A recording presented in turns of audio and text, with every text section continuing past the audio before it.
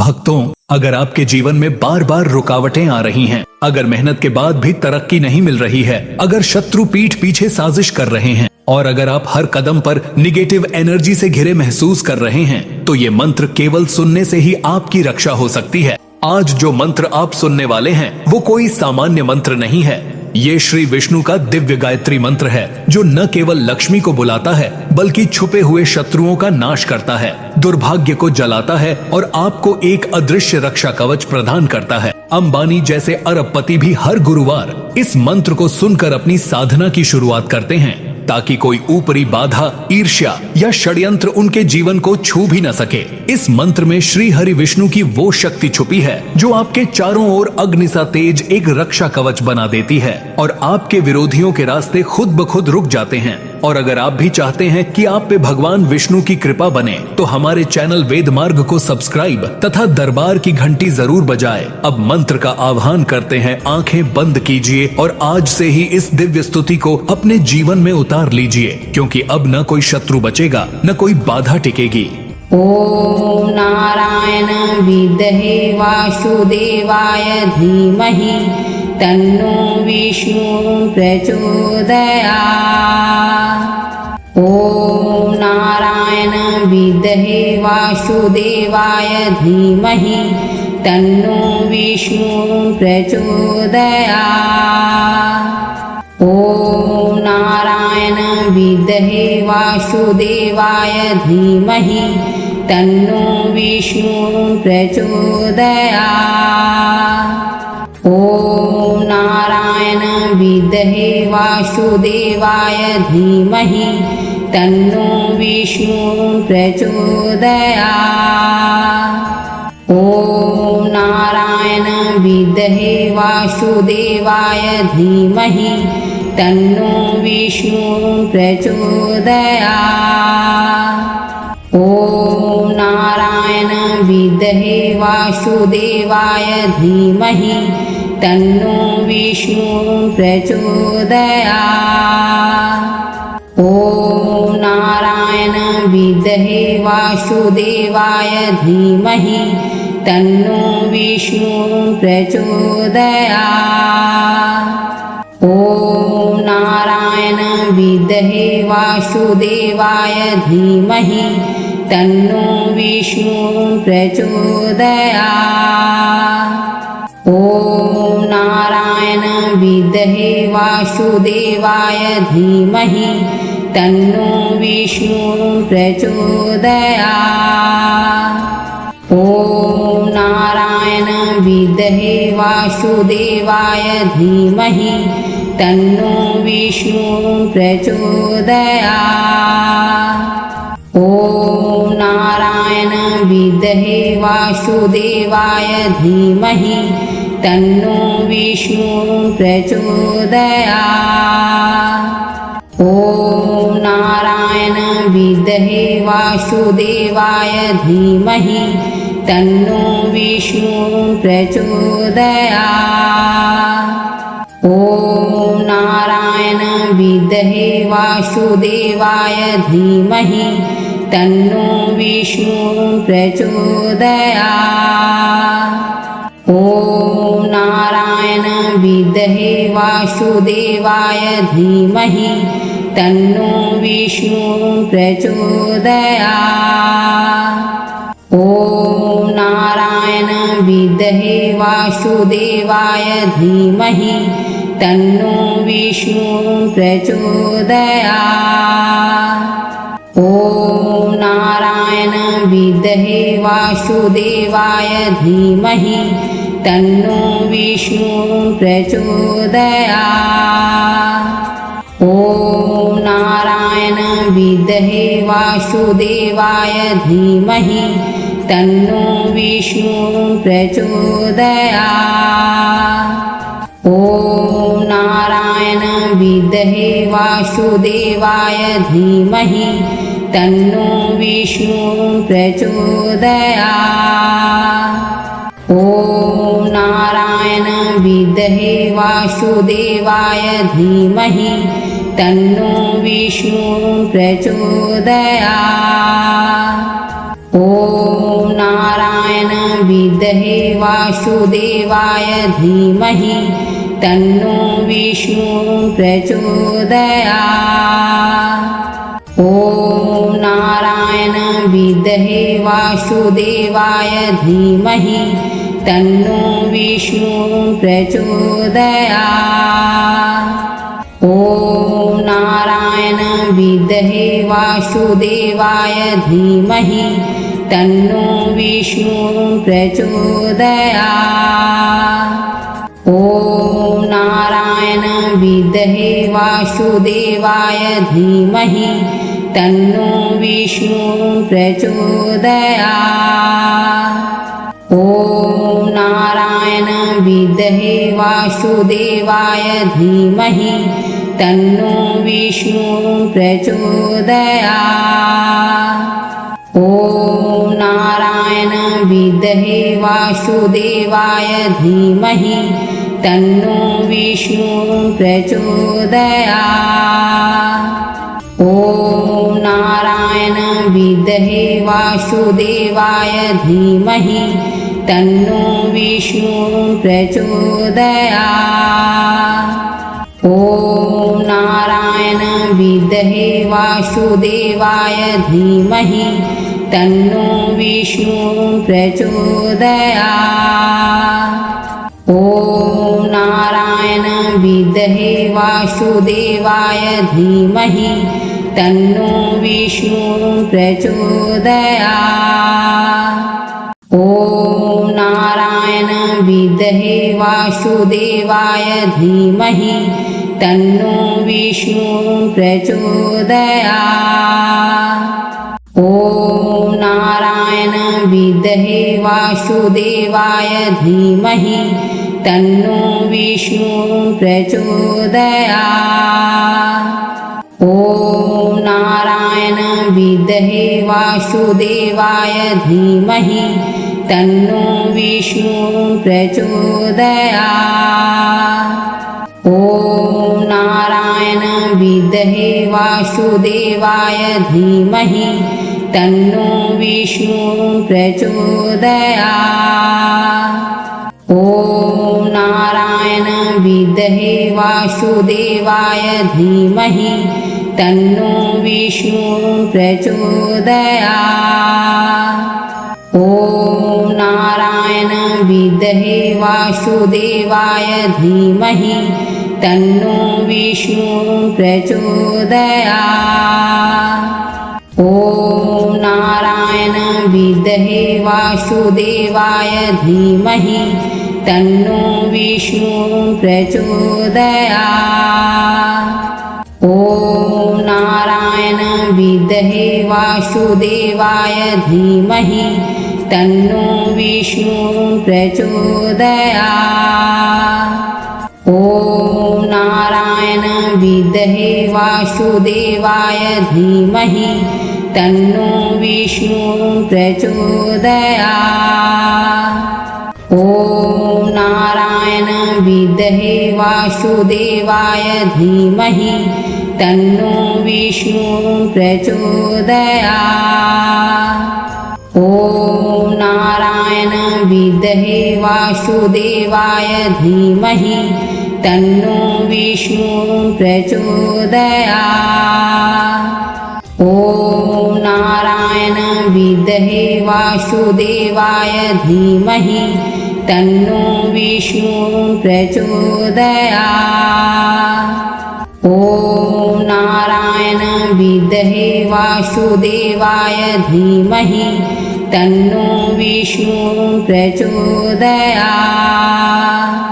ॐ नारायण विद्महे वासुदेवाय धीमहि तन्नो विष्णुः प्रचोदयात्।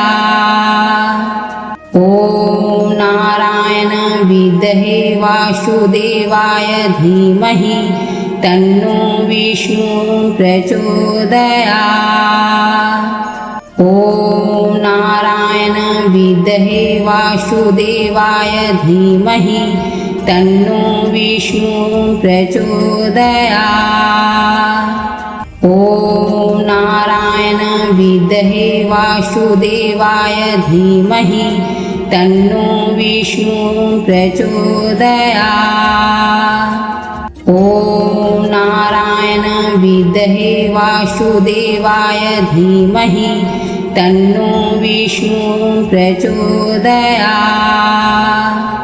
ॐ नारायण विद्महे वासुदेवाय धीमहि तन्नो विष्णु प्रचोदयात्।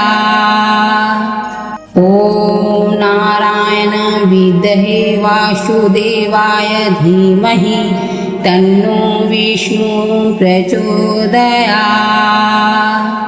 ॐ नारायण विद्महे वासुदेवाय धीमहि तन्नो विष्णु प्रचोदयात्। ॐ नारायण विद्महे वासुदेवाय धीमहि तन्नो विष्णु प्रचोदयात्। ॐ नारायण विद्महे वासुदेवाय धीमहि तन्नो विष्णु प्रचोदयात्। ॐ नारायण विद्महे वासुदेवाय धीमहि तन्नो विष्णु प्रचोदयात्। ॐ नारायण विद्महे वासुदेवाय धीमहि तन्नो विष्णु प्रचोदयात्। ॐ नारायण विद्महे वासुदेवाय धीमहि तन्नो विष्णु प्रचोदयात्। ॐ नारायण विद्महे वासुदेवाय धीमहि तन्नो विष्णु प्रचोदयात्। ॐ नारायण विद्महे वासुदेवाय धीमहि तन्नो विष्णु प्रचोदयात्। ॐ नारायण विद्महे वासुदेवाय धीमहि तन्नो विष्णु प्रचोदयात्।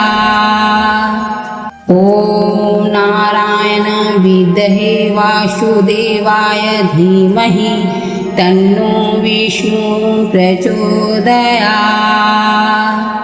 ॐ नारायण विद्महे वासुदेवाय धीमहि तन्नो विष्णु प्रचोदयात्। ॐ नारायण विद्महे वासुदेवाय धीमहि तन्नो विष्णु प्रचोदयात्। ॐ नारायण विद्महे वासुदेवाय धीमहि तन्नो विष्णु प्रचोदयात्। ॐ नारायण विद्महे वासुदेवाय धीमहि तन्नो विष्णु प्रचोदयात्। ॐ नारायण विद्महे वासुदेवाय धीमहि तन्नो विष्णु प्रचोदयात्। ॐ नारायण विद्महे वासुदेवाय धीमहि तन्नो विष्णु प्रचोदयात्। ॐ नारायण विद्महे वासुदेवाय धीमहि तन्नो विष्णु प्रचोदयात्।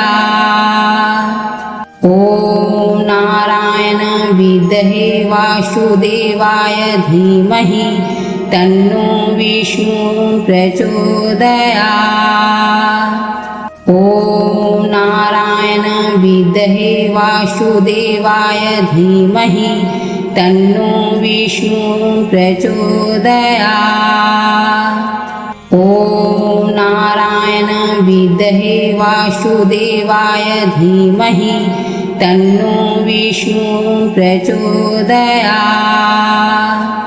ॐ नारायण विद्महे वासुदेवाय धीमहि तन्नो विष्णु प्रचोदयात्। ॐ नारायण विद्महे वासुदेवाय धीमहि तन्नो विष्णुः प्रचोदयात्। ॐ नारायण विद्महे वासुदेवाय धीमहि तन्नो विष्णुः प्रचोदयात्। ॐ नारायण विद्महे वासुदेवाय धीमहि तन्नो विष्णुः प्रचोदयात्। ॐ नारायण विद्महे वासुदेवाय धीमहि तन्नो विष्णुः प्रचोदयात्।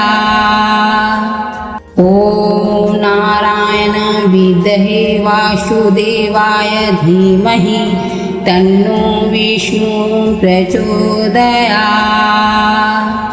ॐ नारायण विद्महे वासुदेवाय धीमहि तन्नो विष्णुः प्रचोदयात्। ॐ नारायण विद्महे वासुदेवाय धीमहि तन्नो विष्णुः प्रचोदयात्।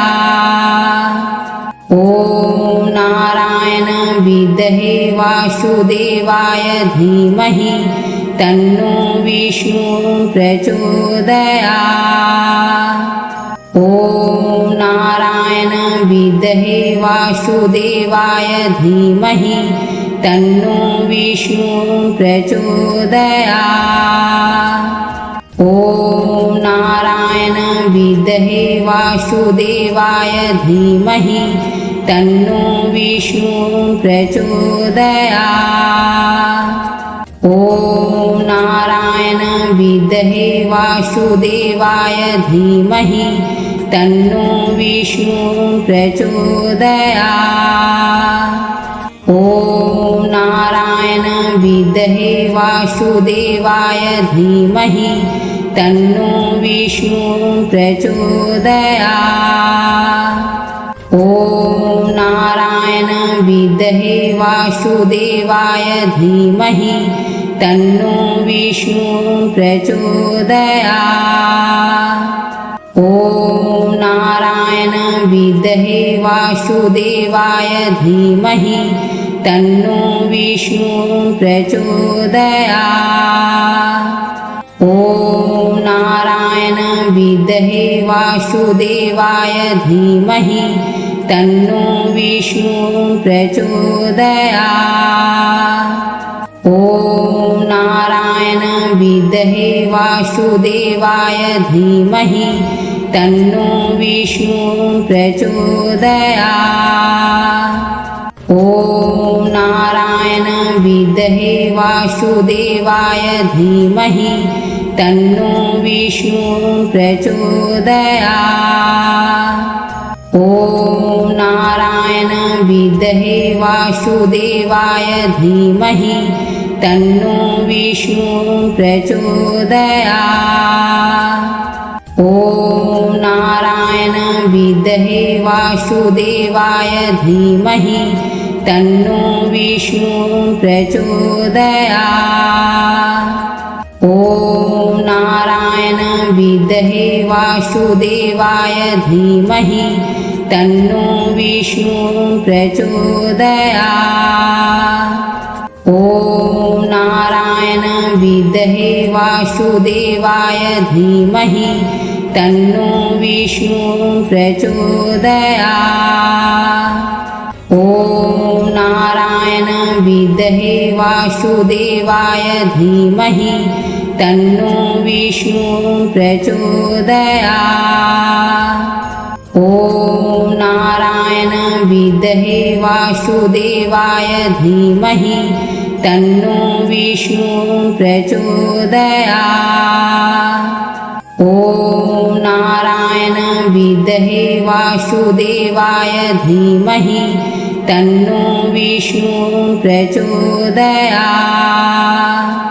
ॐ नारायण विद्महे वासुदेवाय धीमहि तन्नो विष्णुः प्रचोदयात्।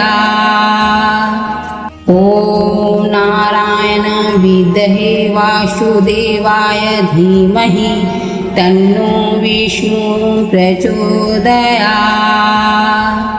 ॐ नारायण विद्महे वासुदेवाय धीमहि तन्नो विष्णु प्रचोदयात्।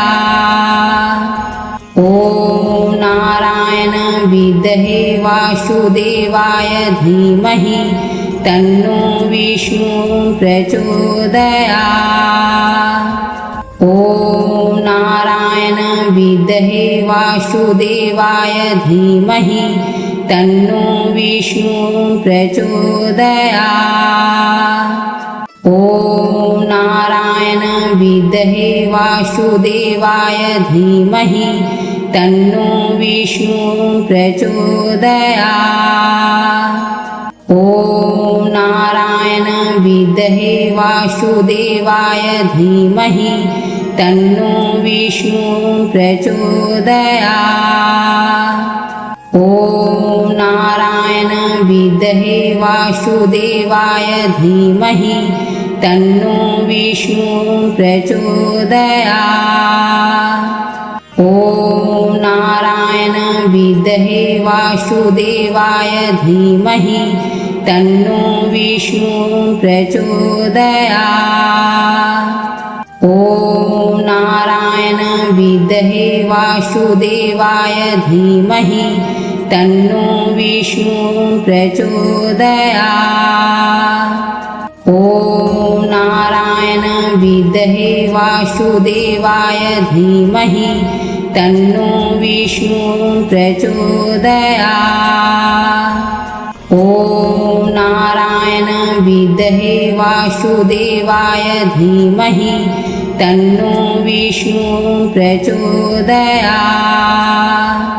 ॐ नारायण विद्महे वासुदेवाय धीमहि तन्नो विष्णु प्रचोदयात्। ॐ नारायण विद्महे वासुदेवाय धीमहि तन्नो विष्णु प्रचोदयात्। ॐ नारायण विद्महे वासुदेवाय धीमहि तन्नो विष्णु प्रचोदयात्। ये मंत्र अब आपके चारों ओर अदृश्य रूप से काम कर रहा है। शत्रु पीछे हट रहे हैं, दुर्भाग्य नष्ट हो रहा है और श्री हरि की कृपा आपके जीवन को प्रकाशित कर रही है। हर बार जब ये मंत्र आपके कानों तक पहुंचेगा, एक नई ऊर्जा, एक नई सुरक्षा और एक नई समृद्धि आपके जीवन में जन्म लेगी। कृपा वही होती है जो दिखती नहीं लेकिन जीवन को बदल देती है, और ये मंत्र उसी कृपा का द्वार है। इस वीडियो को हर गुरुवार सुने, अपने अपनों को भेजें ताकि विष्णु भगवान की कृपा सबको मिल सके। जय श्री विष्णु। हरि ओम।